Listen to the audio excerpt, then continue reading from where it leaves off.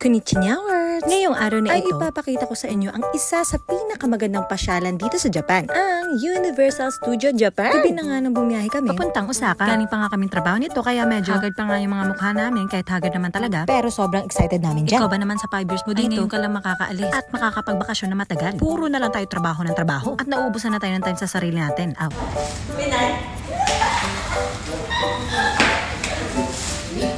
Dumating na nga yung bullet train na hinihintay namin dahil nga sa sobrang excited namin. Maling pintuan pa kami nakapasok. E di ang haba ng lakaran namin para makita lang yung seat namin. Ito nga pala yung view sa loob ng bullet train. At ang bilis nga naman ng bullet train. At agad kami nakapunta na sa Osaka. Abay, nakakamangha naman talaga. Sa taas mga building dito, tumaas na din yung dugo ko dahil wala pa kaming kain. Pagdating namin sa pagsistayhan na, ay medyo nagulat kami sa labas na may parang nasa horror kami. Uy, hindi maganda, Di! Huwag kayong judging! O, maniwala kayo kay Panas. At maganda nga naman daw talaga. Oo, ang ganda ng likod niya. Aw. Chandelier! Yes! Ang ganda naman. Kay Banas, kasi siya yung reyna. Dito naman tayo sa kwarto nila sa... Yes! Umalis ka dyan ng papapakit kayo. Huwag sana nating iparang-harang ang mukha natin, oy. Uy, ang ganda din! Pagkatapos namin mag-tour, ay kumain muna kami sa Sukiya. At ito yung in-order ko. Cheese na may konting beef. Out. Kinabukasan ay maaga kaming gumising para mag-outfit check. I-welcome pala natin ang student ng Ateneo.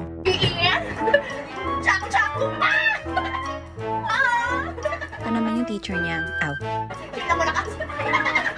I-welcome naman natin ang bisita ng paaralan. Out. Ito naman yung cheerleader. Joanna! Shay! Parang sa akin ako lahat kanina. At syempre, yung may-ari ng paaralan. Out. George! Jair! Chaco! Shawarma! O, tama na muna yung pagpapaganda, ha? Malilate na tayo sa USJ. Habang nakasakay tayo sa train, ay nagfe-feeling beautiful tayo. Finally, nasa Universal Studios na tayo. At ang bilis nga naman talaga. Dahil pagbaba mo lang sa train station, ay maglalakad ka lang ng konti at makikita mo na si Lord.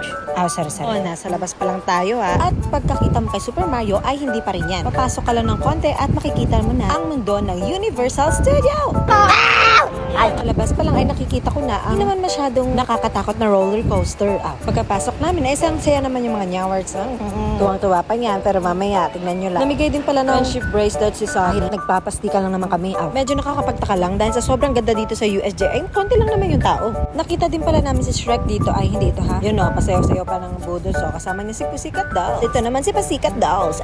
Medyo madaming ang tao ngayon, guys. Kaya I suggest na huwag kayong pumunta ng mga peak season, summer season, or huwag na lang kayo pumunta. Meron din pala silang Hello Kitty na shop dito. Para sa mga kitikiti dyan. Meron din silang Hollywood Dream para sa mga nangangarap maging Hollywood. Ito pala yung sinasabi ko na hindi masyado nakakatakot na rides dito sa USJ. Sabi nga ni Lodge, para lang daw wala. O, para lang daw siya mawawala ng hininga. Sorry. Gusto sana namin pumasok sa Nintendo. Kaya hindi kami nanalo sa lottery. At limited lang daw ang makakapasok dahil sobrang daming tao. Nasa sobrang dami ay halos 3 hours kang maghihintay every rides. 3 hours lang naman po. Kaya kailangan mo na talaga i-feel yung rides, no? Bago nyo i-feel ang ride ay i-feel nyo muna din yung lamig at ang init kasi kasama yun sa process of growing up. Ito nga pala yung itsura ng school ng Hogwarts sa labas. At pagpasok nyo sa loob ay makakakita na kayo ng konting liwanag at salamin. Pero syempre hindi ko na pinasok sa loob yung cellphone at baka mahulog, matiwa yung cellphone natin. No? Meron pa silang ibang ride pero hindi na namin nasakyan at hindi na kinaya ng aking powers. Kaya naman nanood na lang kami ng mga parada.